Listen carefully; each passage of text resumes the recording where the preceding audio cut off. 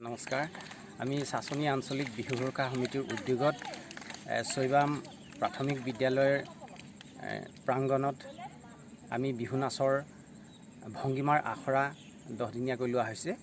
ইয়াত সুপ্ত প্ৰতিভাসমূহ বিকশিত কৰিবৰ কাৰণে কণ কণ ছাত্ৰ ছাত্ৰীসকলক আমি এই পদক্ষেপ লোৱা হৈছে। আমি আশা ৰাখিম তেওঁলোকে সুন্দৰভাৱে শিকি আখৰা শিকি তেওঁলোকে আগলৈ আগবাঢ়ি যাওক।